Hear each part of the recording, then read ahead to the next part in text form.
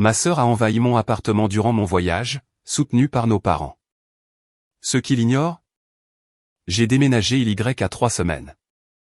Elle va devoir s'expliquer avec le nouveau propriétaire, un officier de la police fédérale. Je m'appelle Chloé. J'ai 28 ans et je regarde fixement les photos que ma sœur vient de m'envoyer. Elle est en train d'emménager dans ce qu'elle croit être mon appartement. Elle est là depuis exactement 2 heures et elle a déjà réorganisé mes meubles pour faire de la place à ce qui ressemble à un lit parapluie. Le message qui accompagnait les photos était simple: tu as été égoïste assez longtemps. Il est temps de contribuer. On emménage pour quelques mois. Pas de point d'interrogation. Pas de est-ce que ça irait si ou peut-on en discuter. Juste une déclaration selon laquelle mon espace était désormais le leur. Le truc, c'est qu'on m'a traité d'égoïste toute ma vie. Ça a commencé quand j'avais 12 ans et que j'ai refusé de donner l'argent de mon anniversaire à Valérie pour qu'elle s'achète des cigarettes. Apparemment, vouloir garder mon propre cadeau était égoïste. Quand j'avais 16 ans et que je ne voulais pas lui prêter ma voiture pour aller en soirée, c'était égoïste aussi.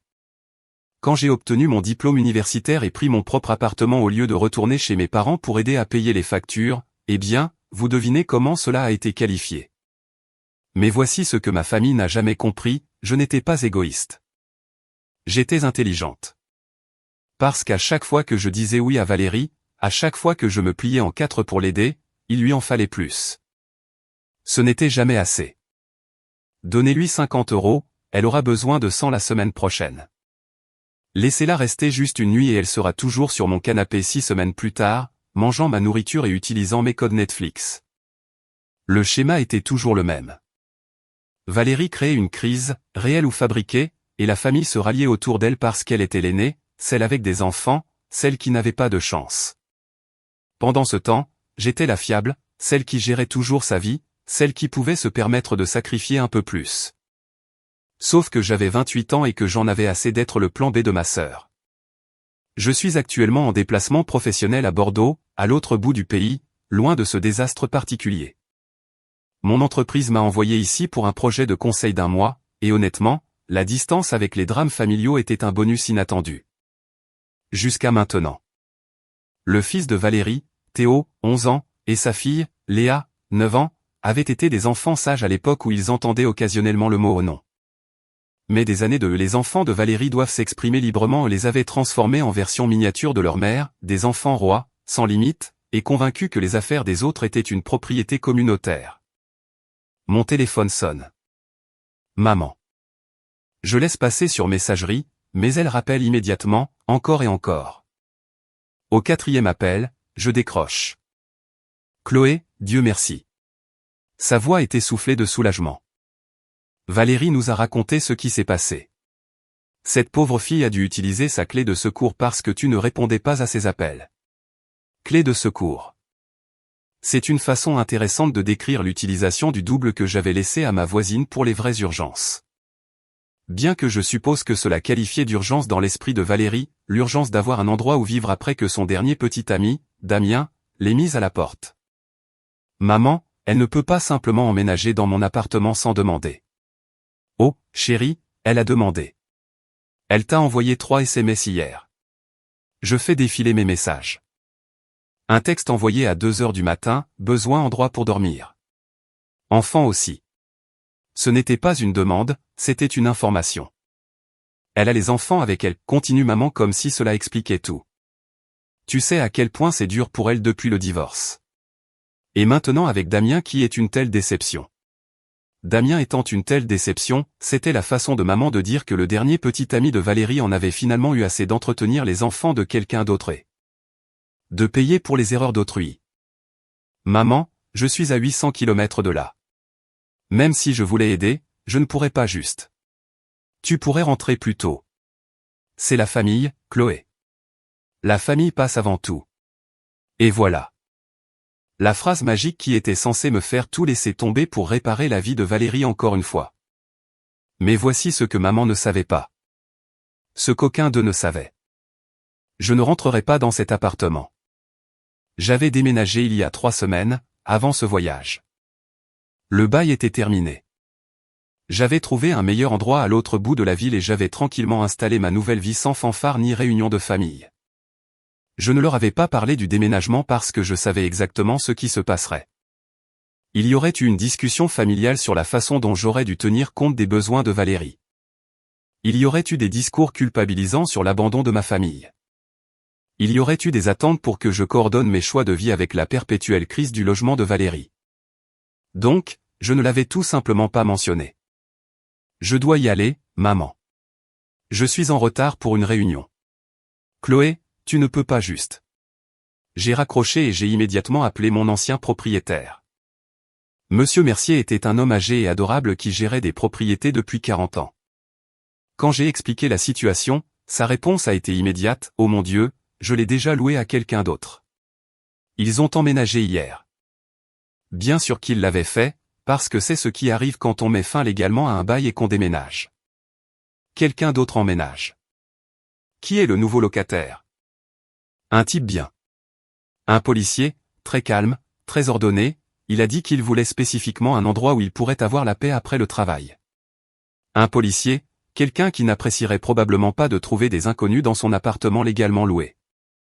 J'ai remercié Monsieur Mercier et j'ai raccroché, regardant par la fenêtre de l'hôtel la ligne d'horizon de Bordeaux. Ma sœur était actuellement en train de s'installer chez quelqu'un d'autre, faisant du café dans la cuisine de quelqu'un d'autre, laissant probablement Théo et Léa courir partout comme s'ils étaient propriétaires des lieux.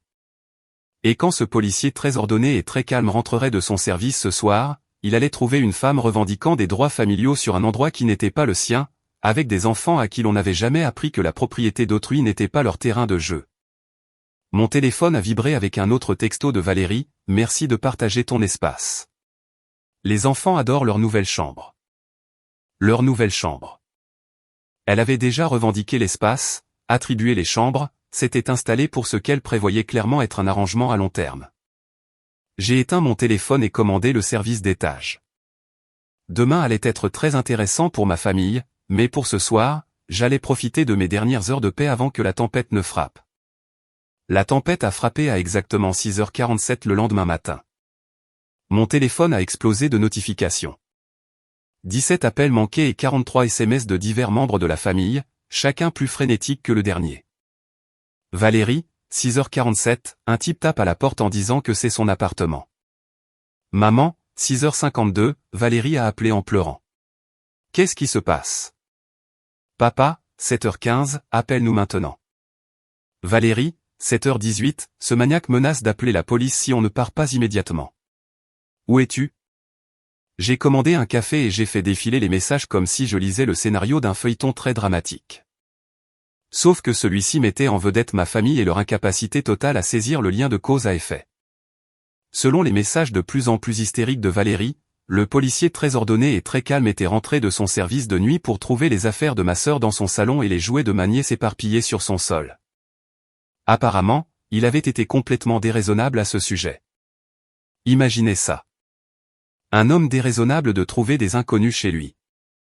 Les messages se sont intensifiés tout au long de la matinée. Le policier, l'agent Durand selon les textos de Valérie, avait été extrêmement impoli en leur demandant de partir immédiatement. Il avait réagi de manière excessive en trouvant Théo en train de faire rebondir un ballon de basket dans le salon à 7h du matin. Il était totalement inflexible face à l'explication de Valérie selon laquelle il s'agissait d'une urgence familiale. J'ai appelé ma mère vers 10h, après avoir eu suffisamment de caféine pour faire face à tout nouveau drame en préparation. Chloé. La voix de maman était aiguë de panique. Valérie dit qu'un homme essaie de la jeter elle et les enfants à la rue. Elle dit que tu lui as donné la permission de rester dans ton appartement. Je ne lui ai jamais donné la permission de faire quoi que ce soit. Eh bien, elle a la clé. La clé de secours pour les urgences. Se faire mettre à la porte par son petit ami n'est pas mon urgence à résoudre. Une pause, puis ce ton que maman utilise quand elle est sur le point de déployer l'artillerie lourde émotionnelle, ce sont ta nièce et ton neveu dont nous parlons. Des enfants, Chloé, tu laisserais vraiment des enfants être sans abri? Et voilà. L'option nucléaire. La carte pensée aux enfants qui était censée me faire craquer. Parce que dans la logique de ma famille, toute limite que je fixais était automatiquement cruelle envers les enfants. Ces enfants ont une mère qui a fait des choix qui ont conduit à cette situation. Et ils ont des grands-parents avec une chambre d'amis. Une autre pause. Plus longue cette fois. Notre chambre d'amis n'est pas assez grande pour eux trois. Alors Valérie peut trouver d'autres arrangements comme le font les adultes. Chloé Elisabeth Martin. Je ne peux pas croire à quel point tu es froide à ce sujet. Après tout ce que cette famille a fait pour toi. J'ai raccroché parce que cette phrase ne finissait jamais bien. Et j'étais fatigué d'entendre la liste détaillée des sacrifices de ma famille. Mon téléphone a sonné à nouveau immédiatement. Papa, cette fois. Ta mère est hors d'elle, dit-il sans préambule. C'est quoi cette histoire de ne plus vivre dans ton appartement? Ce n'est pas une histoire. J'ai déménagé il y a 3 semaines. Le bail était terminé. Tu as déménagé sans nous le dire? Le choc sincère dans sa voix m'a presque fait rire parce que quand avais-je jamais pris une décision majeure sans qu'un comité familial ne discute de la façon dont cela affecterait Valérie? J'ai trouvé un meilleur endroit plus près du travail. Eh bien, c'est. Il luttait maintenant pour traiter cette information. C'est bien. Mais tu aurais dû dire à Valérie que tu déménageais. Elle ne serait pas allée là-bas si elle avait su. Papa. Elle y est allée parce qu'elle supposait que je laisserais tout tomber pour résoudre son problème de logement à nouveau. C'est ta sœur. Je sais qui elle est. Un long silence. Alors qu'est-ce que tu veux qu'on fasse ici, Chloé? Ce policier est très agressif à propos de toute cette affaire. Policier. Donc il savait ce que le nouveau locataire faisait comme métier. Cela rendait la chose encore plus ridicule. Valérie s'était essentiellement introduite par effraction chez un flic et était maintenant surprise qu'il ne soit pas arrangeant. Je veux que tu dises à Valérie de s'excuser auprès de cet homme, de remballer ses affaires et de partir immédiatement. Et ensuite quoi? Où est-elle censée aller? Ce n'est pas mon problème à résoudre. Bon sang, Chloé. La voix de papa était rauque de déception. Quand es-tu devenu si sans cœur? Sans cœur? Il y avait ce mot encore. Celui qu'ils utilisaient chaque fois que je refusais d'être leur solution au problème Valérie. Je suis devenu réaliste, papa. Il y a une différence. J'ai raccroché et éteint mon téléphone. Dehors, Bordeaux était gris et pluvieux, ce qui semblait approprié pour la journée. Dans la soirée, la situation avait apparemment atteint un point critique. Quand j'ai finalement rallumé mon téléphone, j'ai trouvé un message vocal de Monsieur Mercier qui m'a noué l'estomac. Chloé, ma chère, je suis tellement désolé de vous déranger, mais il y a une sacrée situation. Votre sœur refuse de quitter l'appartement de l'agent Durand et il a appelé des renforts. J'ai peur que si ce n'est pas résolu bientôt, il pourrait y avoir des arrestations. Pourriez-vous éventuellement appeler l'agent Durand? Son numéro est le. Arrestation. Valérie était sur le point d'être arrêtée pour violation de domicile chez un policier. J'ai immédiatement appelé le numéro que Monsieur Mercier m'avait donné. Agent Durand. Sa voix était professionnelle mais tendue. Bonjour, c'est Chloé Martin, la sœur de Valérie Martin. Monsieur Mercier m'a donné votre numéro. Mademoiselle Martin, Dieu merci. Votre sœur prétend qu'elle a la permission d'être dans cet appartement et elle refuse de partir malgré mes demandes répétées. Je pouvais entendre des voix en arrière-plan. La voix de Valérie devenant de plus en plus aiguë et émotionnelle et ce qui ressemblait à d'autres policiers. Agent Durand, je dois expliquer la situation. Valérie ne savait pas que j'avais déménagé. Elle utilisait une clé de secours qui n'était jamais destinée à cet usage. Donc, elle n'a pas la permission d'être ici. Absolument pas. Elle ne l'a jamais eue. Elle a supposé que mon appartement était disponible pour son usage sans me demander d'abord. Une pause. Êtes-vous en train de dire qu'il s'agissait d'un malentendu plutôt que d'une violation de domicile intentionnelle? J'ai fermé les yeux. C'était mon moment de choix. Je pouvais laisser Valérie faire face aux conséquences de ses actes, arrestation, casier judiciaire, une tâche qui la suivrait pour toujours. Ou je pouvais intervenir une fois de plus, lui donner une échappatoire aux conséquences qu'elle avait méritées. C'était un malentendu, ai-je dit. Elle ne savait sincèrement pas que j'avais déménagé. Elle pensait qu'elle utilisait mon appartement avec une permission implicite. Je vois. Et les enfants sont innocents dans cette situation. Ils suivent juste leur mère. Une autre pause. Alors, mademoiselle Martin, si vous pouvez garantir que votre sœur partira immédiatement et ne reviendra pas, je suis prêt à traiter cela comme un malentendu plutôt que de porter plainte. Le soulagement m'a envahi. Elle partira. Je vous le garantis. Il y a la question des dommages à la propriété. Les serrures doivent être changées, et il y a eu des dégâts au parquet. Combien? Environ 800 €. 800 €. Le prix de la dernière crise de Valérie, maintenant ma responsabilité à résoudre. Je vais m'en occuper. Merci, mademoiselle Martin. Votre intervention ici a probablement sauvé votre sœur d'une situation juridique très grave. Après avoir raccroché, je me suis assise dans ma chambre d'hôtel et j'ai réalisé ce qui venait de se passer. J'avais sauvé Valérie de l'arrestation, mais je ne l'avais pas sauvée des conséquences. Elle devait toujours partir. Elle n'avait toujours nulle part où aller. Elle devait toujours faire face à la réalité que ses choix avaient mené à cette crise. Et pour la première fois, je l'avais aidée tout en maintenant mes limites. J'étais intervenu pour éviter le désastre sans permettre son comportement. Cela ressemblait à un progrès. Un petit progrès, mais un progrès quand même. Les jours suivants ont apporté les conséquences prévisibles de la crise de l'appartement. Valérie et les enfants avaient emménagé chez mes parents. La solution qui avait toujours été disponible, mais qui n'avait bizarrement pas été envisagée tant qu'on me mettait la pression pour sacrifier mon espace. Les appels de ma famille peignaient un tableau que j'avais déjà vu. Valérie se positionnant comme victime de circonstances indépendantes de sa volonté. Mes parents se ralliant autour d'elle et tout le monde évitant soigneusement toute discussion sur la façon dont la situation aurait pu être évitée. Elle a vécu une expérience tellement traumatisante, a expliqué maman lors d'un de ses appels de contrôle. Ce policier était si intimidant et les enfants étaient terrifiés. Expérience traumatisante. L'intrusion de Valérie avait été recadrée comme quelque chose qui lui était arrivé plutôt que quelque chose qu'elle avait choisi de faire. Comment Théo et Léa s'adaptent-ils à la maison de papy et mamie? Eh bien, ils sont excités d'être ici, bien sûr, mais c'est une adaptation. Notre maison n'est pas vraiment conçue pour des enfants. Leur maison n'était pas conçue pour des enfants parce qu'ils avaient élevé les leurs il y a 30 ans et avaient passé les 2 dernières décennies à créer un environnement de retraite paisible. Maintenant, ils faisaient face à la réalité d'enfants actifs dans un espace conçu pour des adultes calmes. Et Valérie, comment gère-t-elle la transition? Une pause. Elle digère tout ça. Elle se sent terrible à propos du malentendu avec ton appartement. Malentendu. Même maintenant, le choix délibéré de Valérie d'emménager dans mon espace sans permission était reconditionné en une erreur innocente. A-t-elle commencé à chercher son propre logement? Elle explore des options, mais tu sais à quel point le marché du logement est difficile en ce moment. Et avec les besoins des enfants à considérer. Les besoins des enfants, l'excuse universelle de Valérie pour expliquer pourquoi les responsabilités normales des adultes ne s'appliquaient pas à sa situation. 3 semaines après le début de leur séjour chez mes parents, papa a appelé avec un ton que je n'avais jamais entendu auparavant. Chloé, il faut qu'on parle. Qu'est-ce qui ne va pas? Rien ne va pas exactement. C'est juste que cet arrangement de vie est plus difficile que prévu.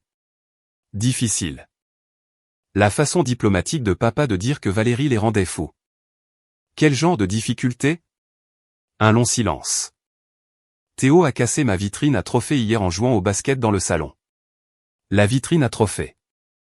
La fierté de papa, remplie de récompenses de son entreprise de construction et de ses tournois de golf amateurs. La vitrine en verre qu'il passait des heures à organiser et nettoyer chaque week-end depuis aussi loin que je me souvienne. Comment est-ce arrivé? Valérie a dit que les enfants avaient besoin d'espace pour faire de l'exercice puisqu'ils ne peuvent pas jouer dehors sans surveillance dans notre quartier. Leur quartier. La rue de banlieue calme où ils avaient déménagé spécifiquement parce qu'elle était remplie de retraités et que les pelouses étaient impeccables et les ordonnances sur le bruit prises au sérieux. Qu'a-t-elle dit quand tu lui as parlé de les surveiller? Elle a dit que les enfants ont besoin de liberté pour explorer leur environnement, que trop de règles étouffent la créativité. Les règles étouffent la créativité. La réponse universelle de Valérie à toute suggestion que ses enfants devraient respecter la propriété ou l'espace des autres. Et maman, comment gère-t-elle l'ajustement? Une autre pause.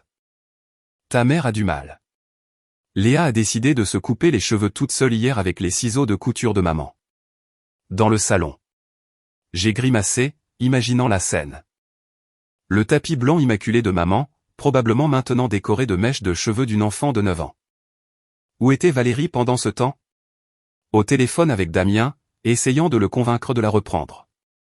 Elle a dit qu'elle ne pouvait pas être interrompue pendant une conversation importante. Bien sûr qu'elle l'était, car dans l'esprit de Valérie, gérer sa crise romantique prenait le pas sur la surveillance des tendances destructrices de ses enfants. Avez-vous déjà vécu ce moment où quelqu'un d'autre comprend enfin ce que vous avez enduré tout ce temps?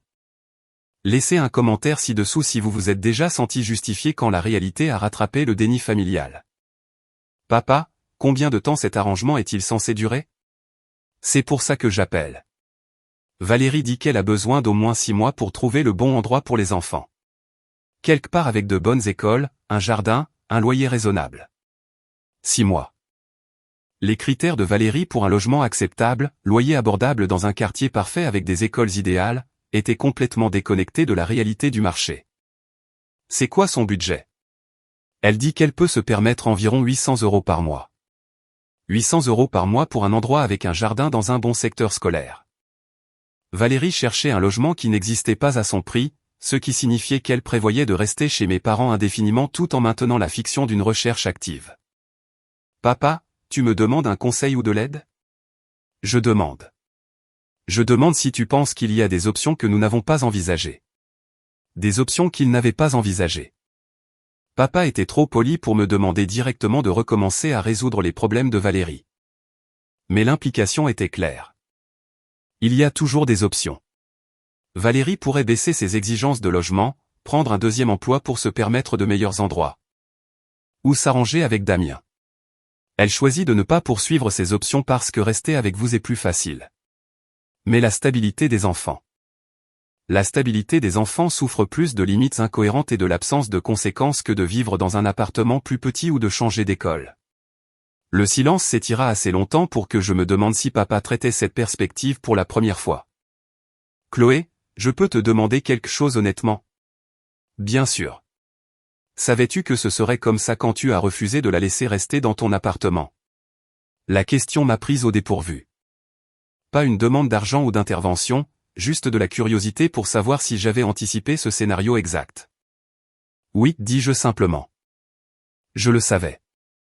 Comment? Parce que je gère le chaos de Valérie depuis 28 ans. Je sais comment elle opère quand elle n'obtient pas son premier choix.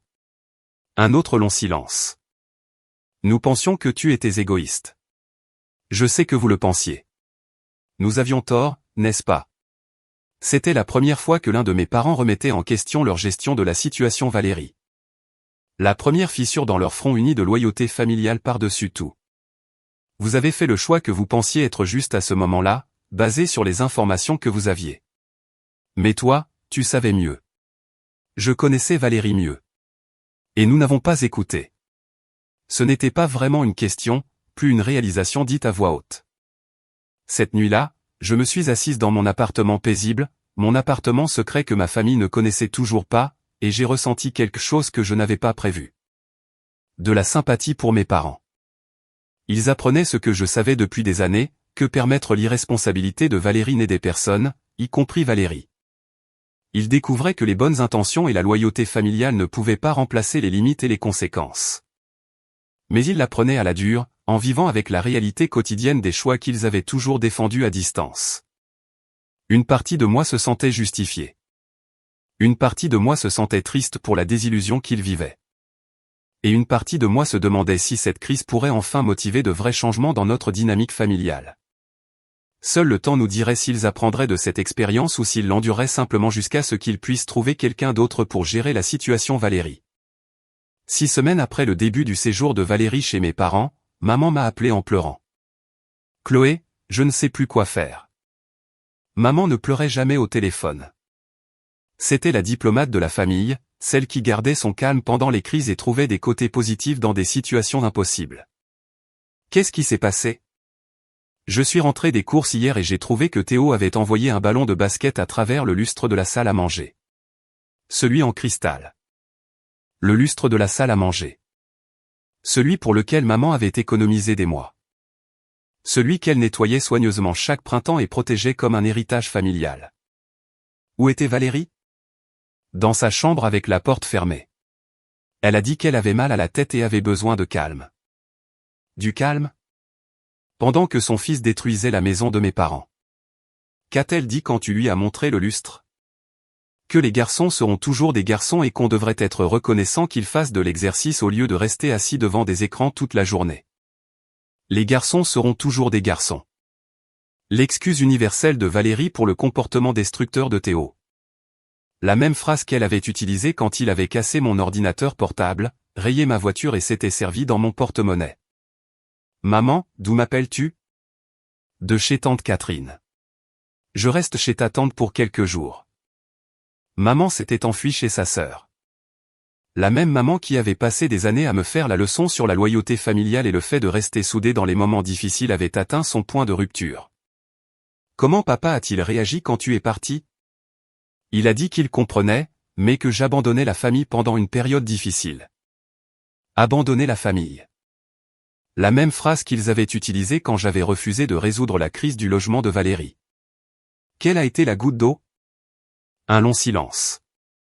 Hier matin, Léa a peint une fresque sur le mur de ma salle de bain. Quand j'en ai parlé à Valérie, elle a dit que j'étais trop rigide sur les possessions matérielles et que les enfants ont besoin d'exprimer leur créativité. Trop rigide sur les possessions matérielles. La façon de Valérie de dire que les affaires des autres ne comptaient pas autant que l'expression personnelle de ses enfants. Maman, qu'est-ce que tu veux de moi? Je veux savoir si tu as vu venir tout ça. Si tu savais que ce serait comme ça. Oui, je le savais. Pourquoi ne nous as-tu pas prévenus? M'auriez-vous cru? Silence. Nous connaissions toutes les deux la réponse. Il y a 2 mois, toute tentative de les avertir aurait été rejetée comme une preuve supplémentaire de mon attitude sans cœur envers la famille. La maison est détruite, dit-elle doucement. 20 ans à entretenir cet endroit, et on dirait qu'une tornade est passée. Que dit Valérie à propos des dégâts? Que ce sont des accidents normaux de l'enfance, et qu'on ne devrait pas faire culpabiliser les enfants d'être des enfants. Accidents normaux de l'enfance. Comme si apprendre aux enfants à respecter la propriété d'autrui allait d'une manière ou d'une autre nuire à leur développement psychologique. Combien de temps cela est-il censé durer encore? Valérie dit qu'elle cherche toujours, mais chaque endroit qu'elle trouve a des problèmes. Trop cher, mauvais quartier, pas adapté aux enfants. Trop cher, mauvais quartier, pas adapté aux enfants. Les critères de Valérie garantissaient qu'elle ne trouverait jamais rien, ce qui signifiait qu'elle pouvait rester chez mes parents indéfiniment tout en maintenant la fiction d'une recherche active. Maman, est-ce que quelqu'un a suggéré que les normes de Valérie pourraient être irréalistes pour son budget?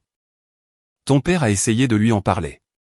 Elle a dit que nous essayions de la forcer, elle et les enfants, à vivre dans un logement insalubre parce que nous ne voulions pas d'eux dans les parages. Ne voulait pas d'eux dans les parages.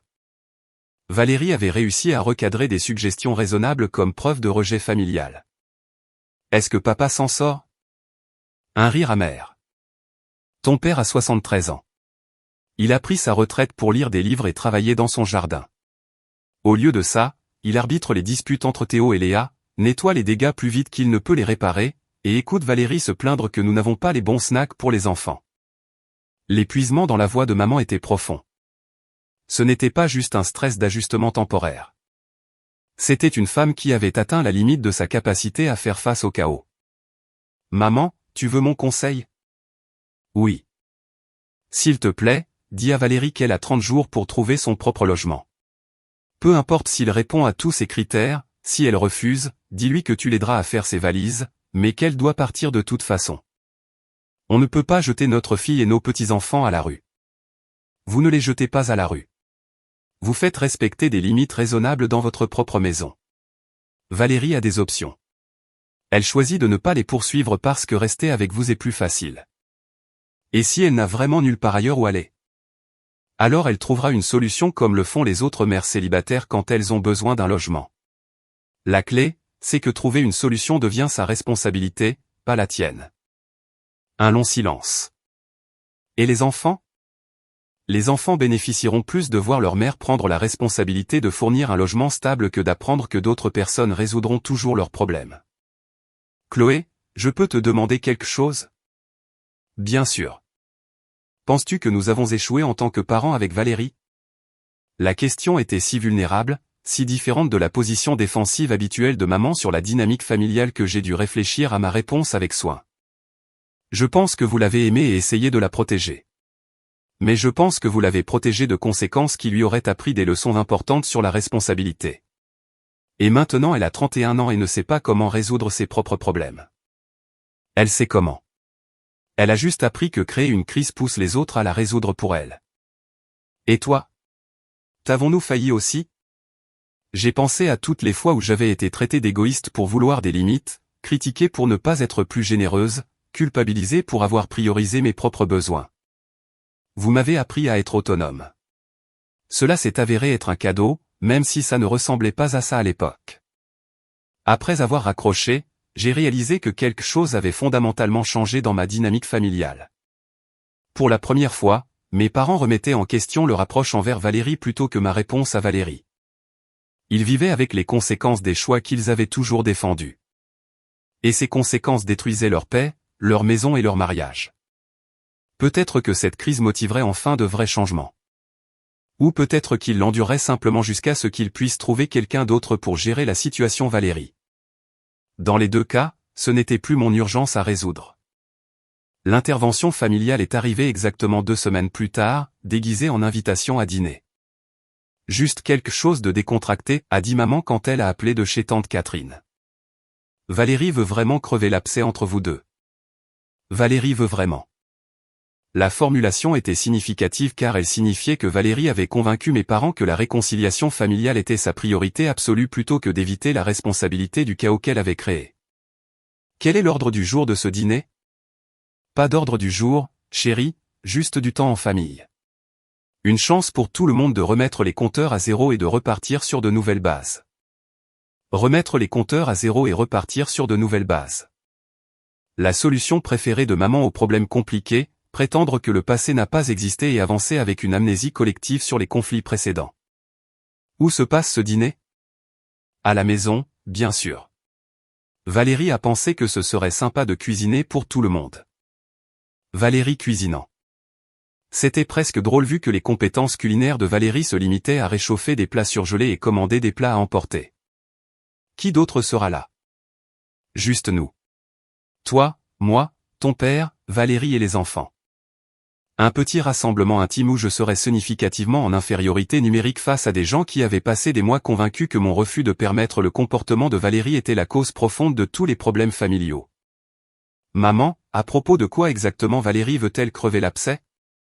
Toute la situation avec l'agent Durand et l'appartement, elle se sent terrible de voir comment tout est devenu si compliqué. Devenu si compliqué. Même le langage de maman s'était adapté au récit de Valérie, transformant des choix délibérés en circonstances malheureuses. Et qu'est-ce qu'elle veut de moi? Une pause. Elle espérait que tu pourrais envisager d'aider avec les frais de l'appartement de l'agent Durand. Comme un geste de bonne foi. Et voilà. Le véritable ordre du jour caché derrière le dîner de famille et la réconciliation sincère. Valérie voulait que je paie pour les conséquences de ses choix. De combien parle-t-on? 800 € pour les nouvelles serrures et le nettoyage. 800 €. Le prix de l'intrusion de Valérie maintenant présenté comme mon opportunité de démontrer ma loyauté familiale. Maman. Valérie a causé ces dommages. Pourquoi est-ce que je paierais pour eux? Parce que tu es la seule qui peut se le permettre en ce moment. Et parce que cela montrerait à Valérie que tu te soucies plus de la famille que d'avoir raison. Avoir raison. Mon insistance sur la responsabilité de base avait été redéfinie comme une fierté obstinée que je devais surmonter pour le bien de l'unité familiale. Combien Valérie a-t-elle contribué à ces coûts? Une pause. Elle cherche du travail supplémentaire, mais avec les horaires des enfants. Donc rien. Valérie n'avait rien contribué à réparer le problème qu'elle avait créé, mais on attendait de moi que je couvre la totalité des frais. Je vais y réfléchir. Chloé, s'il te plaît, viens juste dîner. Laisse Valérie s'excuser correctement. Donne-lui une chance d'arranger les choses. Arranger les choses en me faisant payer pour ses erreurs pendant qu'elle s'attribuait le mérite de reconstruire les relations familiales. Ce dimanche-là, j'ai conduit jusqu'à la maison de mes parents pour la première fois depuis des mois. Le quartier semblait le même, mais la maison elle-même montrait des signes de sa nouvelle résidence. La pelouse devant était jonchée de jouets. L'allée avait des dessins à la craie qui n'avaient pas été nettoyés. L'intérieur était pire. Les meubles du salon avaient été réorganisés autour d'une grande télévision. Les murs montraient des éraflures et des petits trous. L'environnement immaculé que mes parents avaient maintenu pendant des décennies avait été transformé en quelque chose qui ressemblait à une garderie après une journée particulièrement énergique. Valérie m'a accueilli à la porte portant un tablier et un sourire qui n'atteignait pas ses yeux. « Chloé, je suis si contente que tu sois venue. J'ai fait ton rôti de bœuf préféré. » Le rôti de bœuf n'était pas mon préféré, mais c'était probablement le plat le plus compliqué que Valérie savait faire. « Merci d'avoir cuisiné. » Bien sûr. Les dîners de famille sont si importants, tu ne trouves pas? Théo et Léa sont apparus du salon, tous deux semblant plus modérés que d'habitude. « Salut, tante Chloé, » a dit Théo doucement. « Salut, Théo. Comment va l'école? » Bien. Il a jeté un coup d'œil à sa mère avant d'ajouter, « On devra peut-être changer d'école encore si on déménage. » Déménager encore. Apparemment, la recherche de logement de Valérie était toujours en cours, bien qu'elle soit chez mes parents depuis plus de 2 mois. « Où pensez-vous déménager? » Le sourire de Valérie s'est crispé. « Nous explorons des options. Je veux trouver le bon environnement pour le développement des enfants. » Le dîner était exactement ce à quoi je m'attendais. Une performance élaborée conçue pour démontrer la transformation de Valérie en un membre de la famille responsable. Elle a servi la nourriture avec des fioritures, gardé la conversation légère et positive, et fait plusieurs références à tout ce qu'elle avait appris pendant cette période difficile. Ce n'est qu'au dessert qu'elle en est venue au fait. « Je te dois d'énormes excuses » a-t-elle dit, sa voix lourde d'une sincérité répétée. « Je réalise maintenant que mes actions t'ont mise dans une position terrible. J'aurais dû demander la permission au lieu de supposer que je pouvais utiliser ton appartement. Supposer que je pouvais utiliser ton appartement. » Même ces excuses parvenaient à minimiser la violation de s'introduire par effraction chez quelqu'un. J'apprécie cela, Valérie. J'ai réfléchi à comment arranger les choses, et j'aimerais te rembourser pour tout problème que j'ai causé. Me rembourser. Formulation intéressante, considérant qu'elle ne m'avait jamais remboursé pour quoi que ce soit dans toute notre relation. Ce n'est pas nécessaire. Mais si, ça l'est. Je veux reconstruire la confiance entre nous. Elle a fait une pause dramatique. J'espérais que nous pourrions travailler ensemble pour résoudre les frais de l'appartement de l'agent Durand. Si tu pouvais aider avec les dépenses immédiates, je pourrais mettre en place un plan de paiement pour te rembourser au fil du temps. Te voilà. Valérie voulait un prêt sans intérêt déguisé en solidarité familiale. De combien de temps parle-t-on? Peut-être 6 mois. Une fois que je serai installé dans mon propre logement et que la situation des enfants sera stabilisée. 6 mois minimum avec des excuses intégrées pour les retards et les prolongations. Dans le monde de Valérie, les plans de paiement n'étaient que des façons polies de faire des demandes qui ne seraient jamais satisfaites. Valérie, qu'est-ce qui se passe si je dis non? Son calme s'est fissuré légèrement. Eh bien, je devrais trouver une autre solution. Peut-être demander à maman et papa de faire une hypothèque sur la maison. Faire une hypothèque sur la maison. L'option nucléaire conçue pour me faire sentir coupable de forcer mes parents âgés à prendre un risque financier. J'ai regardé autour de la table ma famille, maman et papa regardant avec espoir, Théo et Léa mangeant leur glace, inconscients de la manipulation adulte qui se passait autour d'eux, Valérie attendant ma réponse avec une anxiété à peine dissimulée. C'était mon moment de choix. Reprendre mon ancien rôle de résolveur de problèmes pour Valérie ou maintenir les limites que j'avais travaillé si dur à établir. Je dois y réfléchir, dis-je finalement. Le visage de Valérie s'est décomposé. Réfléchir? C'est la famille qui aide la famille. C'est aussi permettre un comportement qui a fait subir harcèlement et stress à un homme innocent. Je ne peux pas croire que tu me punisses encore pour une erreur pour laquelle je me suis déjà excusé. Punir encore. Comme si mon refus de résoudre automatiquement ces problèmes était un acte de cruauté plutôt que de l'auto-préservation de base. Je ne punis personne, Valérie. Je ne dis simplement plus oui automatiquement. Elle s'est tournée vers nos parents. C'est exactement ce dont j'avais peur. Chloé a décidé qu'elle valait mieux que nous autres. Le piège était parfaitement tendu. Convenir que je ne me pensais pas supérieur et, par implication, accepter d'aider avec la dernière crise financière de Valérie. Je pense que je suis responsable de mes propres choix et de mes propres conséquences, ai-je dit. Et je pense que tout le monde devrait être responsable des siens. Je me suis levé de table. Merci pour le dîner, Valérie. Le rôti était délicieux. Alors que je rassemblais mon sac et mon manteau, la voix de Valérie m'a suivi jusqu'à la porte. J'espère que tu peux vivre avec toi-même, sachant que tu as choisi l'argent plutôt que la famille. L'argent plutôt que la famille. Le dernier voyage de culpabilité livré alors que je m'éloignais du rôle qu'il m'avait assigné depuis l'enfance. Mais pour la première fois de ma vie, je pouvais vivre avec moi-même parce que j'avais choisi la vérité plutôt que la complaisance, les limites plutôt que le dysfonctionnement. Et cela semblait être exactement le bon choix. 2 semaines plus tard, papa m'a appelé avec une proposition qui m'a surprise. Chloé, je dois te demander quelque chose, et je veux que tu sois complètement honnête avec moi, d'accord? Si tu devais aider avec ces frais d'appartement, hypothétiquement, quelles seraient tes conditions? Conditions. Papa avait appris quelque chose sur les négociations en regardant cette crise familiale se dérouler. Pourquoi demandes-tu hypothétiquement? Un long silence. Parce que ta mère est rentrée hier, a regardé l'état de la maison, et est retournée directement chez tante Catherine sans défaire son sac. Maman était revenue, avait jeté un coup d'œil à quel que soit le nouveau chaos survenu pendant son absence, et s'était immédiatement enfuie à nouveau. Qu'est-ce qui s'est passé pendant qu'elle était partie? Valérie a décidé que les enfants avaient besoin de plus d'espace pour leurs activités.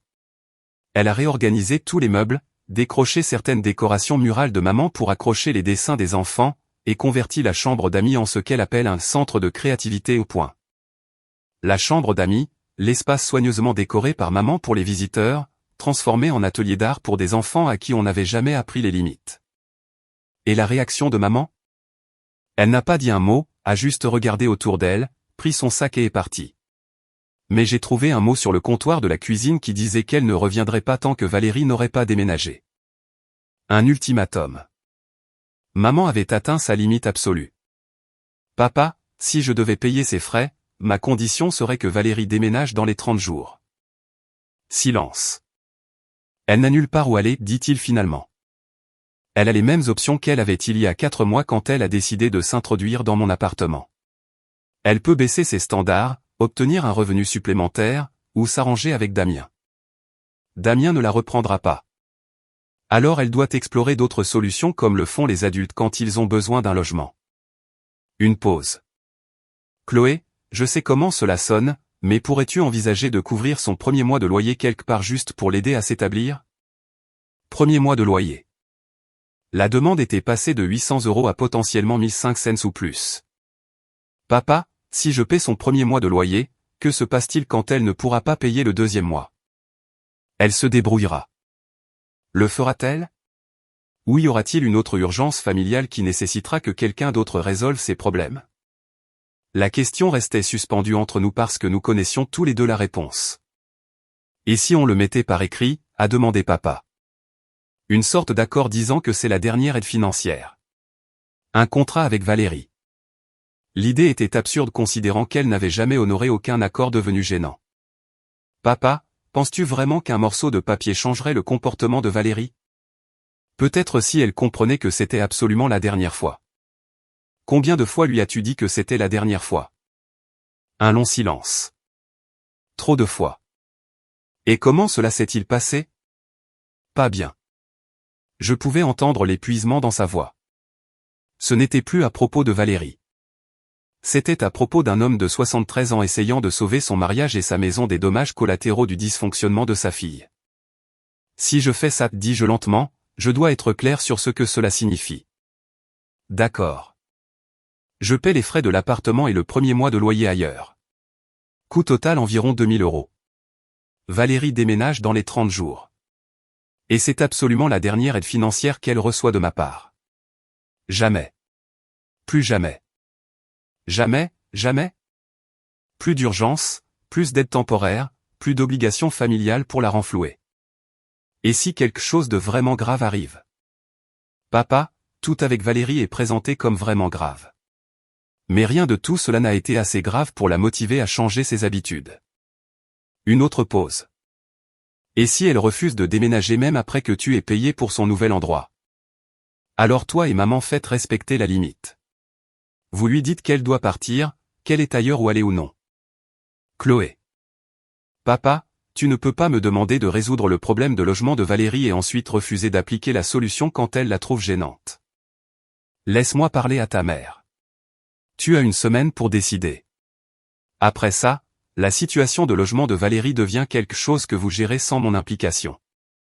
J'ai raccroché et je me suis assise dans mon appartement calme, traitant ce que je venais d'accepter d'envisager. 2000 € pour acheter la paix de ma famille et ma propre liberté face aux futures urgences de Valérie. Cela ressemblait à payer une rançon, sauf que les ravisseurs étaient mes propres parents. Mais peut-être que cela valait la peine de fermer enfin la porte sur 28 ans à être le plan B de ma sœur.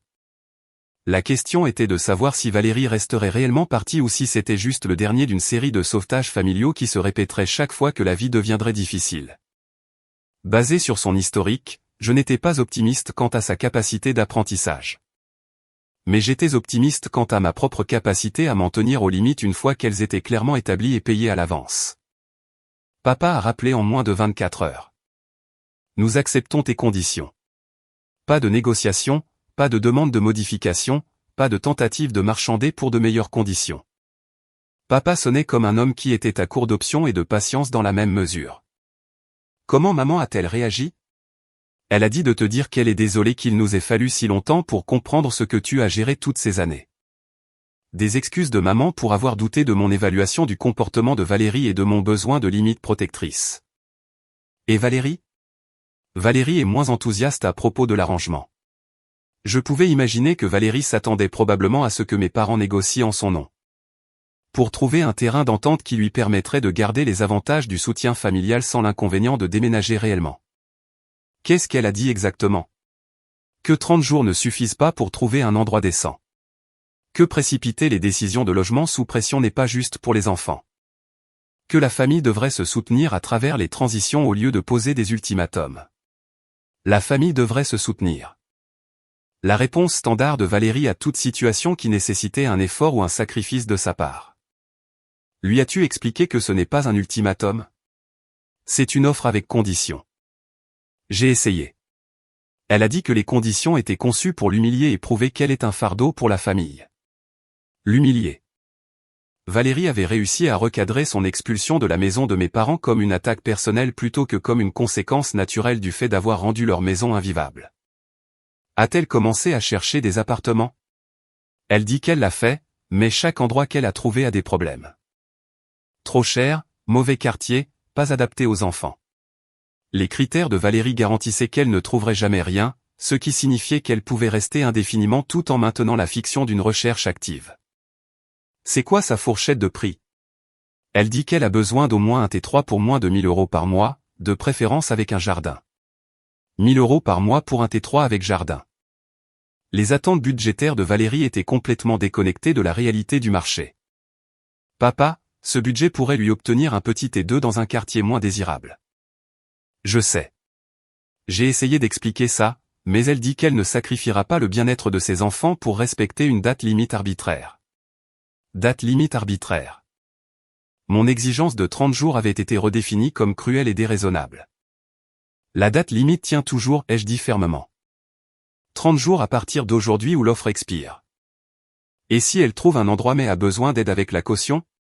Ses coûts sortent des 2000 €. Ce n'est pas de l'argent supplémentaire. Une pause. Chloé, et si elle refuse juste de partir ? Alors toi et maman l'expulsez légalement si nécessaire.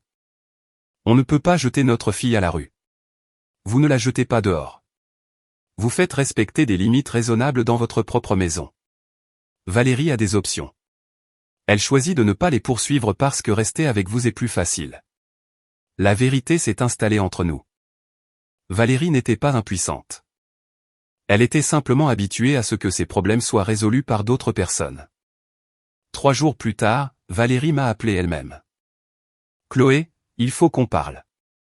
De quoi ? De ces conditions déraisonnables que tu as attachées à l'aide à la famille. Quelles conditions trouves-tu déraisonnables ? Le délai principalement. 30 jours ne suffisent pas pour prendre des décisions de logement responsables. J'ai besoin d'au moins 2 mois pour trouver le bon endroit pour les enfants. 2 mois. Valérie voulait prolonger son séjour de 8 semaines supplémentaires pendant que maman continuait de se cacher chez tante Catherine. Le délai n'est pas négociable, Valérie. Pourquoi pas ? Quelle différence cela fait-il pour toi entre 30 jours et 2 mois ? Ça fait la différence entre maman qui rentre à la maison et maman qui demande la séparation. Une pause. C'est ridicule. Maman ne quitterait pas papa pour quelque chose comme ça. Maman a déjà quitté papa pour quelque chose comme ça.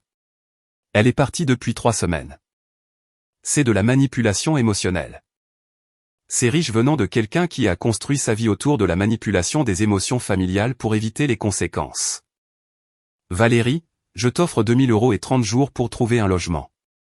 C'est plus généreux que ce que n'importe qui d'autre a offert. Ce n'est pas une question d'argent. Alors de quoi s'agit-il? C'est à propos de toi utilisant cette situation pour prouver que tu avais raison sur moi depuis le début. Tu veux que j'échoue. Je veux que tu réussisses. Je veux que tu trouves un logement stable et que tu construises une vie indépendante. Je veux juste que tu le fasses sans que je subventionne tes choix indéfiniment. Facile à dire pour toi. Tu n'as pas d'enfant à considérer. Et voilà, la défense ultime de Valérie, prétendant que la parentalité l'exemptait de la responsabilité adulte de base. Beaucoup de mères célibataires trouvent un logement et subviennent leurs besoins sans compter sur les sauvetages familiaux. Tout le monde n'a pas une famille prête à aider. Je pensais que si, mais apparemment j'avais tort.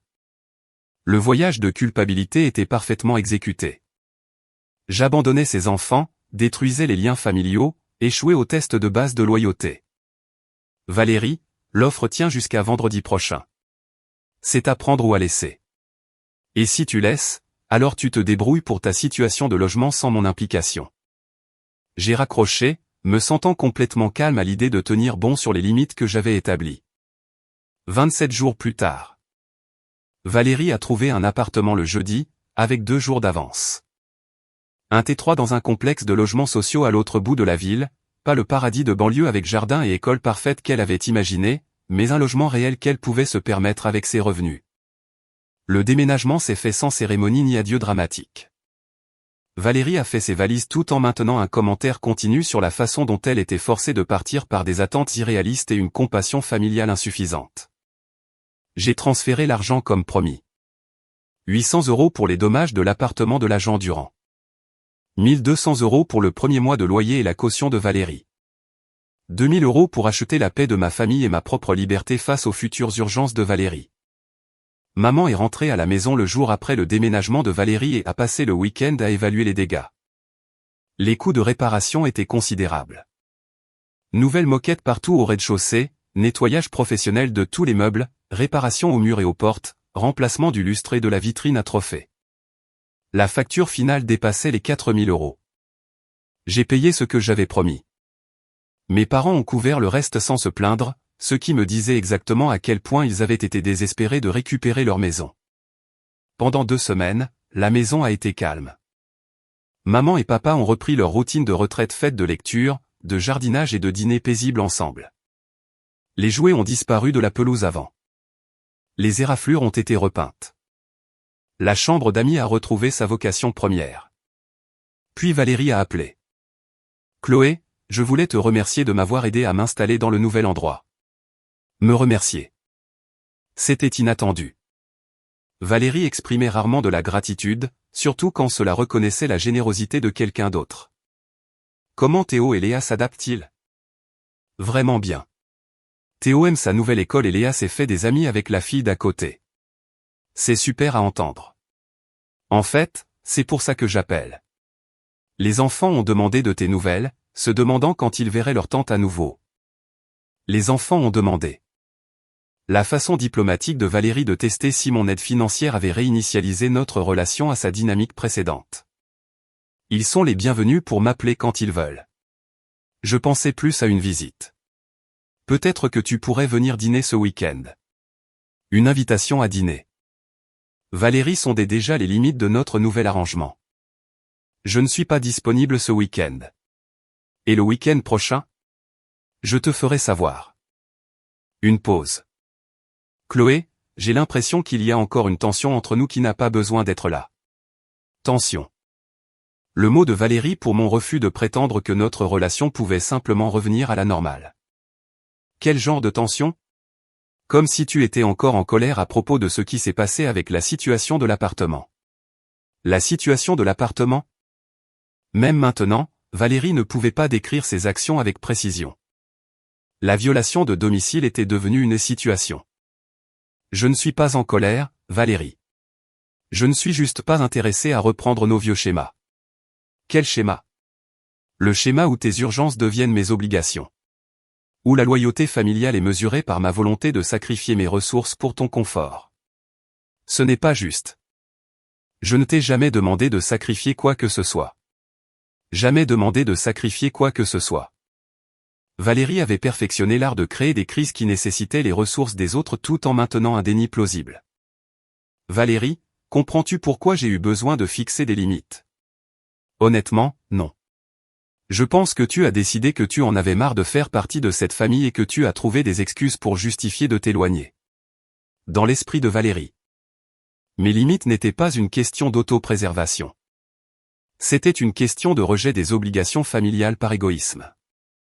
J'espère que les choses se passeront bien pour toi dans ton nouvel endroit. C'est tout? C'est tout ce que tu as à dire? C'est tout ce que j'ai à dire. Donc, tu vas vraiment me couper les ponts définitivement parce que j'ai fait une erreur? Une erreur? Au singulier. Tout ça, l'intrusion, la destruction de la maison de nos parents, la manipulation, les voyages de culpabilité, réduit à une petite erreur de jugement. Je ne te coupe pas les ponts. Je ne reprends juste pas le rôle de résoudre tes problèmes. Et s'il y a une vraie urgence, quelque chose de grave avec les enfants? Alors tu le géreras comme le font les autres mères célibataires. En contactant les ressources appropriées et en prenant des décisions responsables. Le silence s'était tiré assez longtemps pour que je me demande si elle avait raccroché. Tu as vraiment changé, dit-elle finalement. Oui, j'ai changé. Pas pour le mieux. Peut-être pas de son point de vue. L'ancienne Chloé avait été utile à Valérie. La nouvelle Chloé ne l'était pas. Après avoir raccroché, j'ai réalisé que quelque chose de profond avait changé. Pour la première fois dans notre relation, je ressentais une paix véritable concernant la situation de Valérie. Elle avait un logement stable dont elle était responsable. Théo et Léa avaient une fréquentation scolaire constante. Maman et papa avaient retrouvé leur maison et leur mariage, et j'avais récupéré ma vie. 3 mois plus tard, maman a appelé avec ce qu'elle a décrit comme de bonnes nouvelles. Valérie s'en sort vraiment bien dans son appartement. Elle est à jour avec le loyer.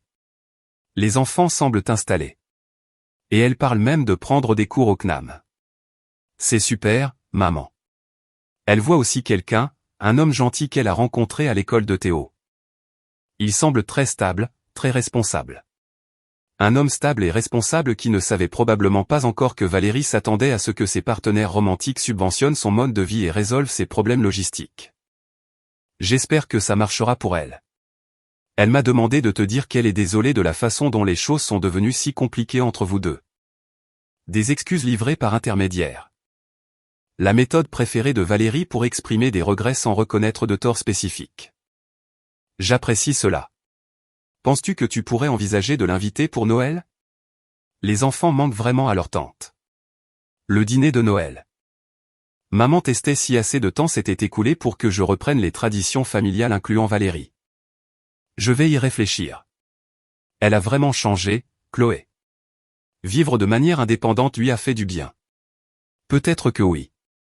Peut-être que faire face à de vraies conséquences avait réellement motivé Valérie à développer des compétences d'adaptation et une autonomie.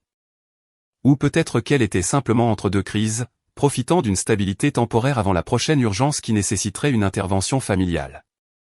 Dans tous les cas, ce n'était plus mon problème à résoudre. Une semaine plus tard, papa a appelé avec des nouvelles différentes. Chloé, je voulais te prévenir de quelque chose. Qu'est-ce qui se passe? Le nouveau petit ami de Valérie a rompu avec elle. Elle est assez bouleversée à ce sujet. L'homme stable et responsable avait apparemment découvert quelque chose sur Valérie qui l'avait fait reconsidérer la relation. Je suis désolé d'entendre ça. Elle appelle ta mère tous les jours en pleurant sur la difficulté de sortir avec quelqu'un en tant que mère célibataire. Hier, elle a mentionné qu'elle ne pourrait peut-être pas payer le loyer le mois prochain sans son aide.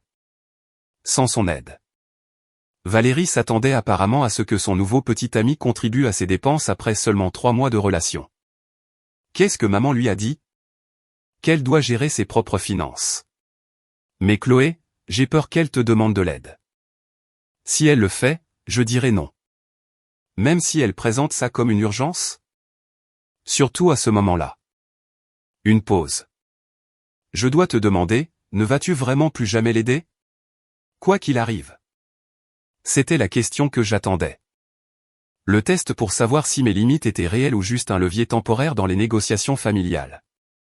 Papa, je ne vais pas permettre le schéma de Valérie de créer des crises et d'attendre que d'autres personnes les résolvent. Ça ne l'aide pas et ça n'aide pas la famille. Mais si quelque chose de vraiment grave arrive, alors Valérie apprendra à gérer des situations vraiment graves comme le font les autres adultes, en faisant des choix difficiles, en acceptant l'aide des ressources appropriées et en gérant les conséquences. Tu as l'air si froide quand tu parles d'elle. Froide. Le mot que Valérie avait probablement utilisé pour décrire mon refus de reprendre le soutien financier. Je ne suis pas froide, papa. Je suis réaliste. Valérie a 31 ans, un emploi et un cerveau. Elle est capable de gérer sa propre vie si elle arrête d'attendre que les autres le fassent pour elle. Et si elle ne peut vraiment pas gérer, si elle finit à la rue ou perd les enfants, alors ses conséquences pourraient enfin la motiver à faire des choix différents.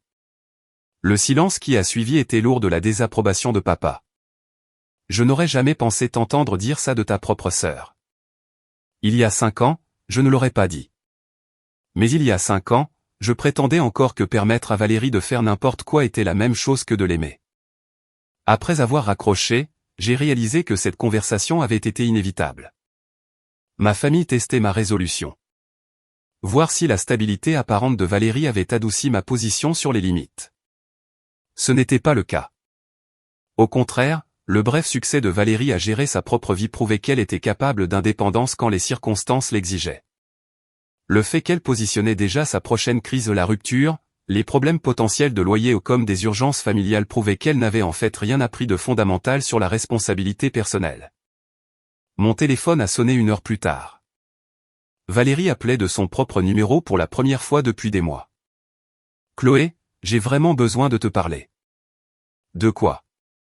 Je traverse une période vraiment difficile en ce moment.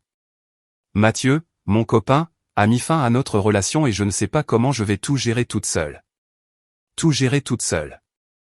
Valérie avait fréquenté cet homme pendant 3 mois et était déjà devenue dépendante de son soutien financier.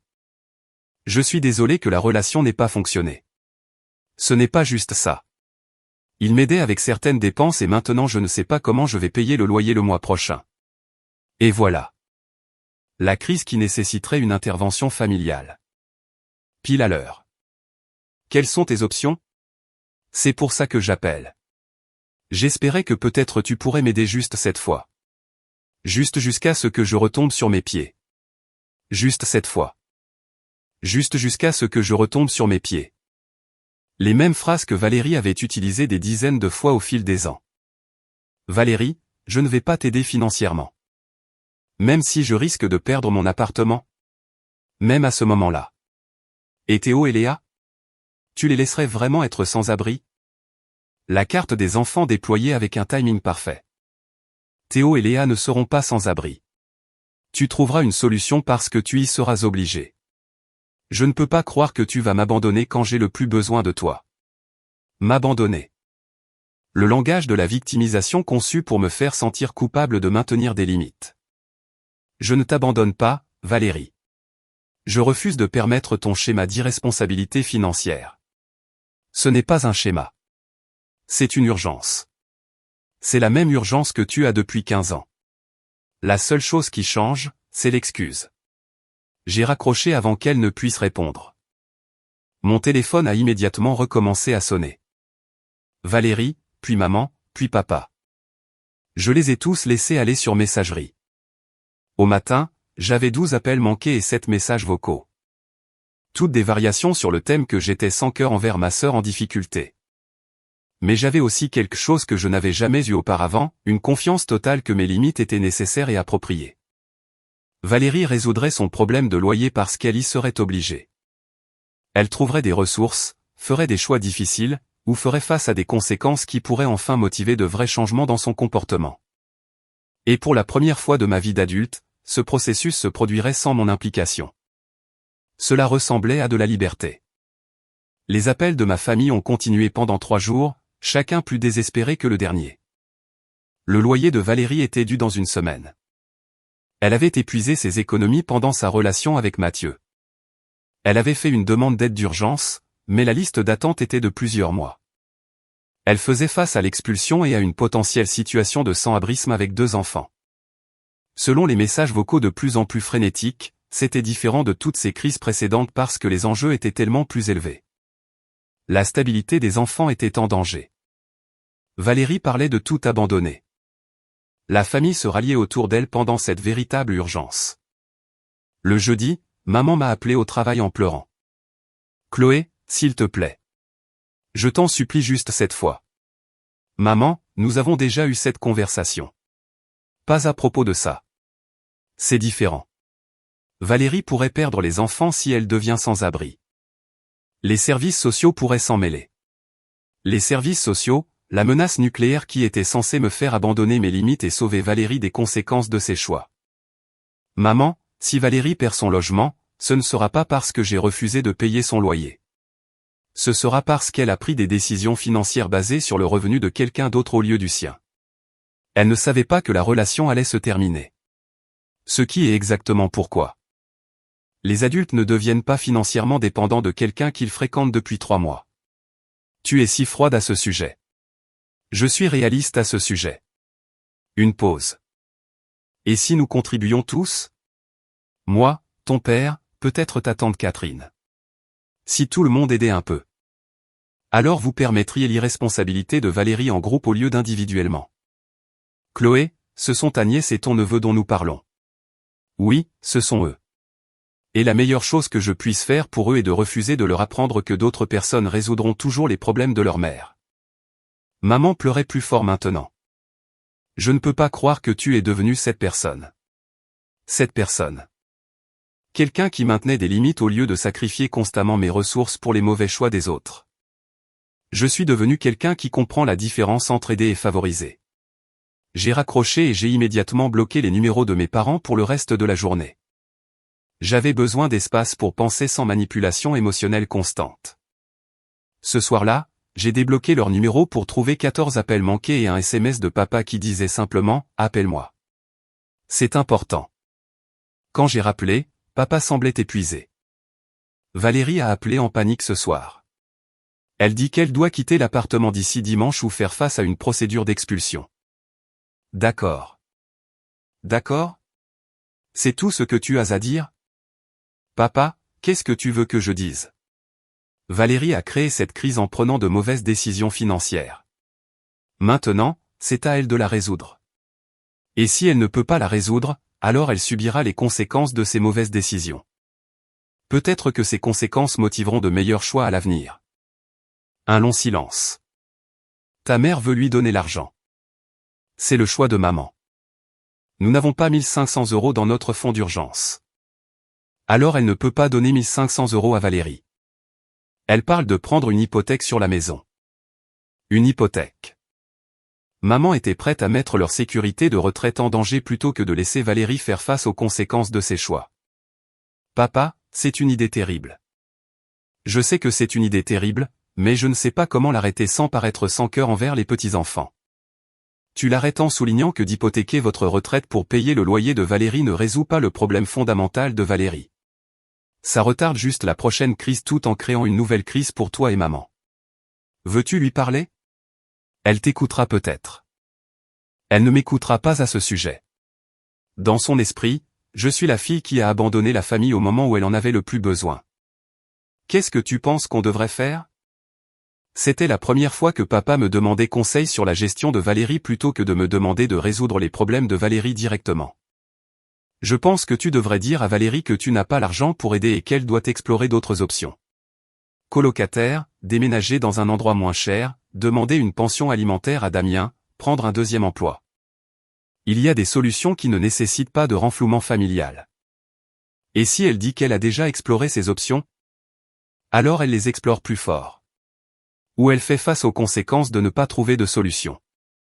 Une autre pause. Je n'arrête pas de penser à Théo et Léa. Ils n'ont rien demandé de tout ça. Non, en effet.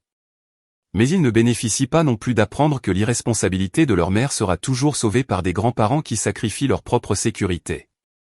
Quand est-ce que c'est devenu si compliqué? Après avoir raccroché, je me suis assise dans mon appartement calme et j'ai essayé d'imaginer ce qui se passerait pendant le week-end. Valérie passerait probablement son vendredi à appeler tout ce qu'elle avait connu, cherchant quelqu'un pour lui prêter 1500 €. Quand cela échouerait, elle passerait le samedi à pleurer auprès de maman sur le fait que ses enfants deviendraient sans abri.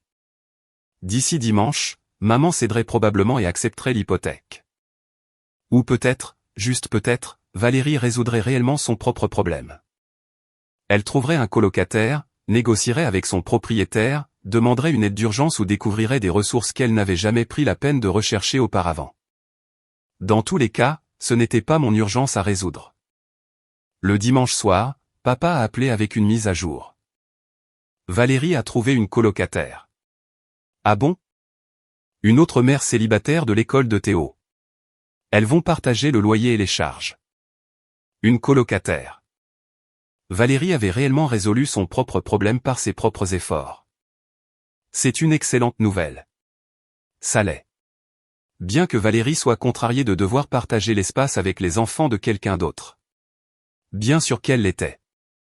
Même quand Valérie résolvait ses propres problèmes, elle trouvait des raisons d'être insatisfaite des solutions qui ne répondaient pas à ses préférences exactes. Comment maman et papa gèrent-ils ça?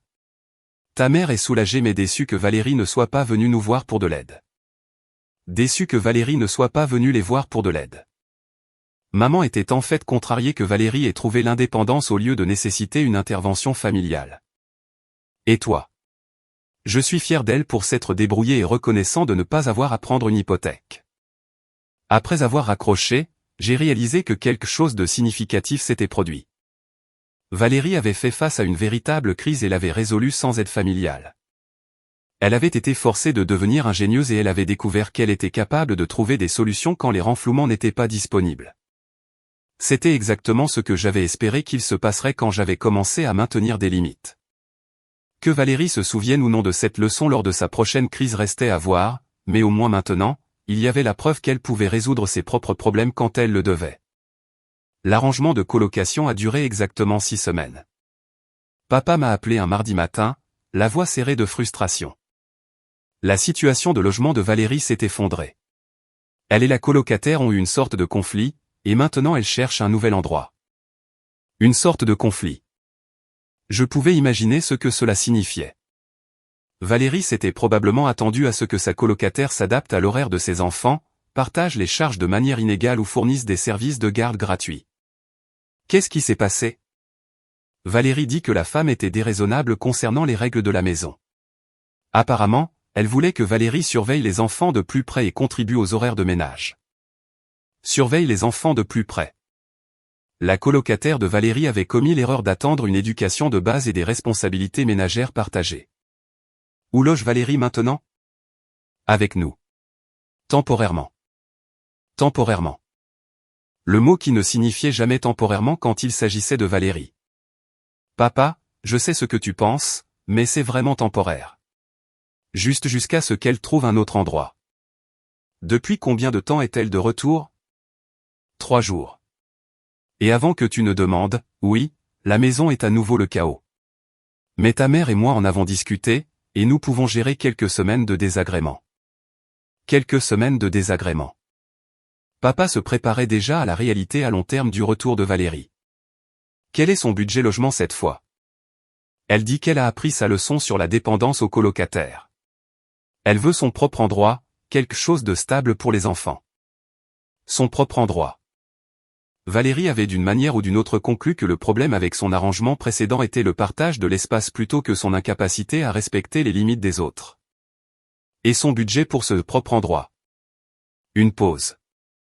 Elle regarde des endroits autour de 1200 € par mois. 1200 € par mois. Le budget de Valérie avait augmenté de 50% depuis sa dernière recherche de logement malgré l'absence d'augmentation de revenus. Papa, comment compte-t-elle se permettre 1200 € par mois? Elle dit qu'elle fait du travail en freelance à côté. Du travail en freelance. Le revenu supplémentaire mystérieux de Valérie qui couvrirait d'une manière ou d'une autre la différence entre son budget précédent de 800 € et ses nouvelles attentes de 1200 €. Quel genre de travail en freelance? Je ne suis pas entièrement sûr. Quelque chose avec le marketing sur les réseaux sociaux. Marketing sur les réseaux sociaux. Valérie avait probablement gagné 50 € en aidant quelqu'un à créer un compte Instagram et s'était convaincue que c'était un flux de revenus durable. Papa, tu sais où ça va, n'est-ce pas? Où quoi va? Valérie va passer quelques semaines à regarder des appartements qu'elle ne peut pas se permettre.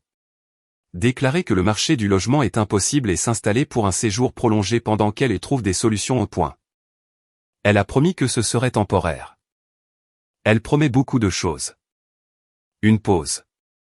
Chloé, je dois te demander quelque chose. Quoi?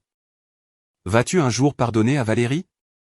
Vas-tu un jour vouloir avoir une relation avec ta sœur à nouveau? La question m'a prise au dépourvu. Pas parce que je n'y avais pas pensé, mais parce que j'avais supposé que ma famille comprenait que je ne gardais pas rancune ou ne nourrissais pas de ressentiment. Papa, je ne suis pas en colère contre Valérie. Je ne veux juste pas reprendre le rôle de résoudre ses problèmes. Mais tu ne veux même pas la voir. Tu ne viens pas au dîner de famille. Tu ne viens pas quand elle est ici. Parce que chaque réunion de famille devient une occasion pour elle de créer une nouvelle crise qui nécessite mon implication. Et si elle promettait de ne pas te demander d'aide? Elle a déjà fait cette promesse avant. Et si nous promettions de nous assurer qu'elle ne te demande pas d'aide? J'ai presque ri. Mes parents, qui n'avaient jamais réussi à empêcher Valérie de manipuler la dynamique familiale, allaient soudainement devenir des gardiens de limites efficaces. Papa, j'ai une relation avec Valérie. C'est une relation où je suis poli quand nous interagissons, favorable à ses véritables succès, et indisponible pour les urgences financières. Ce n'est pas une punition ou du ressentiment. C'est juste des limites saines. Ça ne ressemble pas à une relation. Ça ne ressemble pas à l'ancienne relation où les besoins de Valérie déterminaient les choix de tout le monde. Tu as raison là-dessus. Une autre pause. Tu manques à ta mère. Maman est la bienvenue pour avoir une relation avec moi qui ne tourne pas autour de la gestion de la crise de Valérie. Mais les dîners de famille, les vacances, sont des occasions où Valérie crée typiquement un drame qui nécessite que quelqu'un répare quelque chose. Je ne suis plus intéressé à être la réparatrice désignée. Donc, tu vas vraiment manquer de voir Théo et Léa grandir à cause de tes problèmes avec Valérie? Problème avec Valérie. Papa avait recadré mes limites comme des conflits personnels que je devais surmonter pour le bien de l'harmonie familiale. Je ne manque rien, papa. Théo et Léa sont les bienvenus pour m'appeler n'importe quand. Ils sont les bienvenus pour passer du temps avec moi sans Valérie. Ils sont les bienvenus pour avoir une relation avec leur tante qui n'est pas médiée par la dernière crise de leur mère. Valérie n'accepterait jamais ça. Alors Valérie priorise son propre confort sur la relation de ses enfants avec leur famille élargie. La conversation s'est terminée avec nous deux frustrés. Papa voulait que je prétende que notre dynamique familiale pouvait revenir à la normale. Je voulais qu'il comprenne que la normale avait été dysfonctionnelle. 2 heures plus tard, Valérie m'a appelé directement. Chloé, nous devons avoir une conversation sur cette situation familiale. Quelle situation?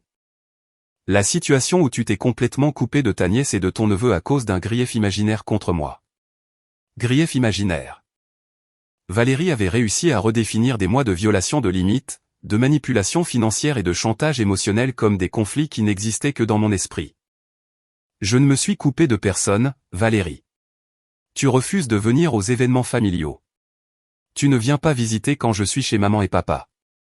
Tu agis comme si j'étais une sorte de personne dangereuse dont les enfants doivent être protégés. J'agis comme si tu étais quelqu'un qui crée des crises qui nécessitent que d'autres personnes les résolvent. Parce que c'est exactement ce que tu fais. Ce n'est pas juste. Quelle partie? Tout ça. Je ne t'ai rien demandé depuis des mois parce que tu as été clair que tu ne fournirais rien. Ce n'est pas la même chose que de ne pas avoir besoin d'aide. Donc, tu admets que tu me punis. Je maintiens des limites qui protègent ma tranquillité d'esprit et découragent ta dépendance aux renflouements familiaux. Ma dépendance?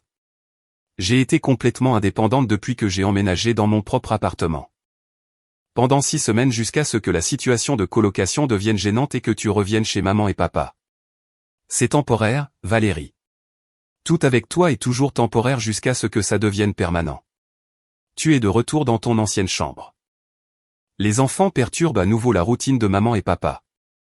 Et tu regardes des appartements que tu ne peux pas te permettre en attendant que quelqu'un d'autre résolve ton problème de logement. Je n'attends personne pour résoudre quoi que ce soit. Alors pourquoi vis-tu chez nos parents âgés au lieu d'un endroit que tu peux réellement te permettre? Silence. Valérie, je ne te déteste pas. Je ne suis pas en colère contre toi.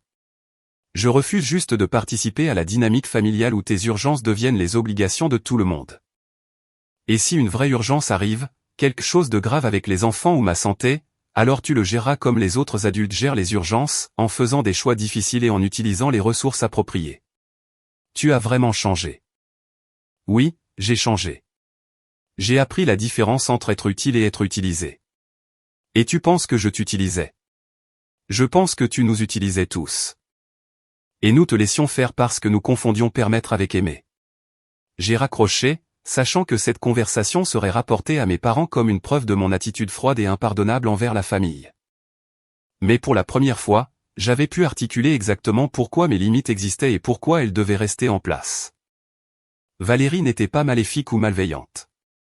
C'était quelqu'un qui avait appris que créer des crises poussait les autres à résoudre ses problèmes, et elle n'avait jamais été forcée de développer des stratégies d'adaptation alternatives. Tant qu'elle ne serait pas forcée de développer ces stratégies, elle continuerait de créer des crises. Et tant que ma famille ne cesserait pas de répondre à ces crises par des renflouements, le schéma continuerait indéfiniment. 6 mois plus tard, Valérie vivait toujours chez mes parents. Le séjour temporaire était devenu permanent, tout comme je l'avais prédit. Maman avait cessé de mentionner des dates de fin pour l'arrangement. Papa avait cessé de prétendre qu'il appréciait sa retraite. Les appels de ma famille étaient devenus moins fréquents, mais plus intenses. Des invitations au dîner de Noël qui venaient avec des discours culpabilisants sur le fait de manquer les traditions familiales. Des brunchs de Pâques qui étaient présentés comme des occasions de réparer les relations endommagées. Des fêtes d'anniversaire pour Théo et Léa qui incluaient des leçons sur l'importance de l'unité familiale.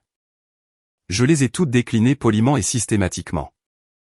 Puis maman a appelé avec une nouvelle qui m'a surprise. Valérie est fiancée. Fiancée à un homme nommé Julien.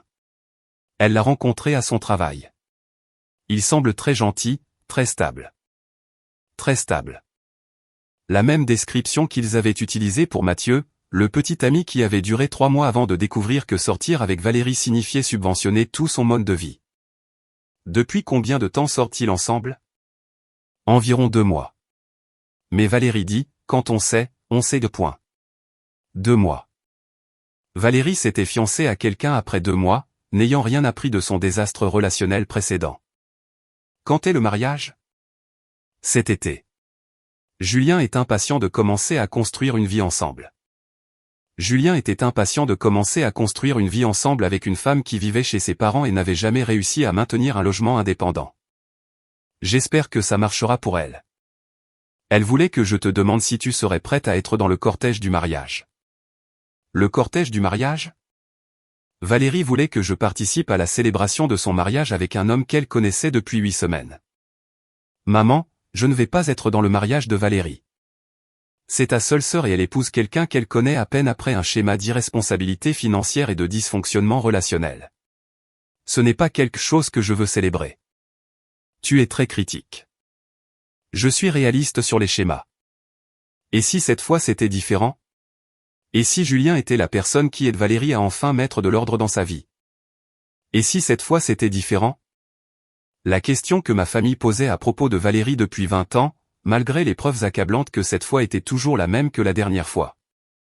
Maman, si Valérie met de l'ordre dans sa vie, je serai sincèrement heureuse pour elle. Mais je ne vais pas participer à un autre geste dramatique qui risque de finir en crise. Elle veut vraiment que tu sois là. 2 semaines plus tard, papa a appelé avec des nouvelles différentes. Les fiançailles sont rompues. Qu'est-ce qui s'est passé? Julien a rompu avec elle. Apparemment, il a réalisé qu'elle s'attendait à ce qu'il résolve sa situation de logement et soutienne ses enfants financièrement. Julien avait compris ce que Mathieu avait compris. Que sortir avec Valérie signifiait devenir responsable de problèmes qu'il n'avait pas créés. Comment Valérie gère-t-elle ça? Pas bien. Elle pleure depuis 3 jours en disant qu'elle ne trouvera jamais personne qui comprend sa situation. Sa situation. L'euphémisme de Valérie pour le chaos qu'elle crée par de mauvaises décisions et des violations de limites. Et la situation du logement? C'est en fait pour ça que j'appelle. Valérie dit qu'elle ne peut pas se permettre de déménager maintenant que Julien ne va pas aider avec les dépenses. Elle parle de rester avec nous de façon permanente. Permanente. Valérie avait enfin abandonné la prétention que son arrangement de vie était temporaire. Qu'est-ce que toi et maman avez dit? Nous avons dit que nous devions y réfléchir. Papa, vous y réfléchissez depuis 6 mois pendant que Valérie vit dans votre maison sans contribuer aux dépenses ou aider aux responsabilités ménagères. Je sais, mais quelles sont nos options? On ne peut pas la mettre dehors. Tu peux lui dire qu'elle a 60 jours pour trouver des arrangements alternatifs. Tu peux l'aider à rechercher des options de logement abordables et des services sociaux.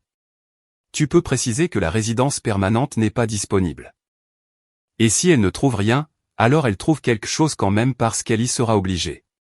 Une pause. Je pense que ta mère va faire une autre dépression si ça continue encore longtemps. Une autre dépression. Maman approchait à nouveau de sa limite, tout comme lors du premier séjour prolongé de Valérie. Alors tu as un choix à faire, papa. Tu peux permettre la dépendance de Valérie et regarder cela détruire la santé mentale de maman, ou tu peux faire respecter les limites et aider Valérie à développer son indépendance. Ce n'est pas si simple. 3 jours plus tard, j'ai reçu un appel de Valérie que j'attendais depuis des mois. Chloé, je dois te parler de quelque chose d'important. Qu'est-ce que c'est? J'ai beaucoup réfléchi à notre relation, et je réalise que je te dois de grandes excuses. Des excuses. Valérie était enfin prête à reconnaître sa responsabilité dans le chaos familial qu'elle avait créé. Pourquoi spécifiquement? Pour avoir profité de ta générosité au fil des ans. Pour ne pas avoir apprécié tout ce que tu as fait pour moi et les enfants. Pour ne pas avoir respecté tes limites quand tu as essayé de les fixer. C'était la reconnaissance de responsabilité la plus complète que j'ai jamais entendue de la part de Valérie. J'apprécie cela. Je vais voir un conseiller, j'essaie de comprendre pourquoi mes relations continuent de s'effondrer. Mon thérapeute m'a aidé à voir certains schémas dans mon comportement que je dois changer. Un conseiller. Valérie obtenait réellement une aide professionnelle pour son dysfonctionnement. C'est super, Valérie. Je suis fier de toi pour avoir franchi cette étape. Une partie de mon rétablissement implique de faire amende honorable auprès des personnes que j'ai blessées. Je sais que je t'ai blessé et je sais que j'ai endommagé nos relations familiales. Faire amende honorable. Valérie travaillait à travers une sorte de programme en 12 étapes pour ses diverses dépendances. À quoi ressemble faire amende honorable pour toi? Je veux reconstruire notre relation lentement. Je sais que je dois regagner ta confiance. Je ne demande pas d'argent ou d'aide pour quoi que ce soit. Je veux juste la chance de te montrer que je change. Ne pas demander d'argent ou d'aide pour quoi que ce soit. Valérie offrait réellement de travailler sur notre relation sans aucun agenda financier. Valérie, qu'est-ce que tu demandes de moi spécifiquement? Serais-tu prête à prendre un café avec moi? Juste nous. Pas d'enfants, pas de pression familiale. Je veux parler de la façon de reconstruire notre relation d'une manière plus saine. Un café. Une petite interaction à faible enjeu qui n'impliquait pas d'obligation familiale ou de demande financière. Je serais prête à faire ça. Vraiment? Vraiment. Mais tu dois comprendre que reconstruire la confiance va prendre du temps et que mes limites concernant l'aide financière ne vont pas changer. Je comprends. Je ne veux pas de ton argent, Chloé. Je veux retrouver ma sœur. Après avoir raccroché, je me suis assise dans mon appartement et j'ai réalisé que quelque chose avait fondamentalement changé. Pour la première fois dans notre relation adulte, Valérie m'avait approché sans un agenda qui impliquait de résoudre ses problèmes. Peut-être que le conseil l'aidait réellement à développer une compréhension de ses schémas de comportement. Peut-être que la rupture des fiançailles l'avait forcé à affronter des vérités difficiles sur sa dépendance envers les autres. Ou peut-être que c'était juste une autre stratégie de manipulation conçue pour restaurer l'accès aux ressources familiales par la réconciliation émotionnelle. Quoi qu'il en soit, j'étais prête à le découvrir parce que les limites que j'avais établies n'étaient pas destinées à couper les ponts avec Valérie pour toujours. Elles étaient destinées à créer un espace pour qu'une relation plus saine se développe. Une relation où ces urgences ne devenaient pas mes obligations. Où la loyauté familiale n'était pas mesurée par ma volonté de sacrifier mes ressources pour son confort. Où je pouvais aimer ma sœur sans être utilisé par elle. Si cette relation était possible, je voulais l'explorer. Et si elle n'était pas possible, j'avais appris que je pouvais avoir une vie paisible et épanouissante sans gérer constamment les crises des autres. 2 semaines plus tard, Valérie et moi nous sommes retrouvés pour un café dans un endroit neutre au centre-ville. Elle avait l'air différente, plus posée, moins frénétique. Elle s'était fait couper les cheveux et portait des vêtements qui lui allaient correctement au lieu de l'apparence constamment stressée qu'elle avait maintenue pendant des années. « Tu as l'air bien », ai-je dit honnêtement. « Je me sens différente. » Plus clair, je suppose. Nous avons parlé pendant 1 heure. Valérie m'a parlé de ses séances de conseil, de ses idées sur ses schémas de dépendance, de ses plans pour déménager éventuellement de la maison de nos parents. Elle m'a posé des questions sur ma vie, mon travail, mon nouvel appartement qu'elle n'avait jamais vu. Elle n'a pas demandé d'argent. Elle n'a créé aucune crise nécessitant mon implication. Elle ne m'a pas culpabilisé de manquer les événements familiaux. Pour la première fois de notre relation adulte, nous avons parlé comme 2 personnes qui se souciaient sincèrement l'une de l'autre sans que l'une ait besoin de quelque chose de l'autre. C'était exactement le genre de relation que j'avais espéré possible si Valérie apprenait un jour à gérer sa propre vie. Quand nous nous sommes dit au revoir, Valérie m'a serré dans ses bras et a dit « Merci de ne pas m'avoir abandonné, même quand je t'ai donné toutes les raisons de le faire. » Je ne t'ai jamais abandonné, Valérie. J'ai juste arrêté d'être ta solution à tout. Je comprends la différence maintenant. En rentrant chez moi, j'ai réalisé que j'avais appris quelque chose d'important sur les limites, la famille et l'amour. Parfois, la chose la plus aimante que vous puissiez faire est de refuser de permettre le dysfonctionnement de quelqu'un. Parfois, protéger votre propre tranquillité d'esprit crée de l'espace pour que des relations plus saines se développent. Parfois, dire non au schéma destructeur est la seule façon de dire oui à une connexion authentique. Je n'avais jamais été égoïste de vouloir des limites de base et une autonomie personnelle. J'avais été intelligente de me protéger d'être utilisée, même quand cette protection était étiquetée comme sans cœur par des gens qui bénéficiaient de mon sacrifice. La famille Martin apprenait lentement de nouveaux schémas d'interaction. Des schémas basés sur le respect mutuel plutôt que sur les renflouements automatiques. Des schémas où les choix de Valérie étaient sa responsabilité. Où la retraite de mes parents n'était pas constamment interrompue par des crises artificielles, où l'amour s'exprimait par le soutien plutôt que par la complaisance. C'était la famille que j'avais toujours voulu mais que je n'avais pas su créer jusqu'à ce que j'apprenne le pouvoir d'un simple mot, non. Valérie avait son propre appartement maintenant, un travail pour lequel elle était douée, et des relations qu'elle maintenait sans manipulation financière. Théo et Léa avaient un logement constant, une fréquentation scolaire stable, et une mère qui apprenait à résoudre les problèmes au lieu de simplement les créer. Maman et papa avaient retrouvé leur retraite paisible, leur mariage restauré, et leur maison récupérée.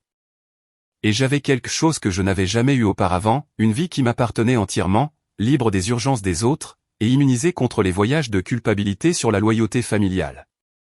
Parfois, l'acte d'amour le plus radical est de refuser d'être utilisé.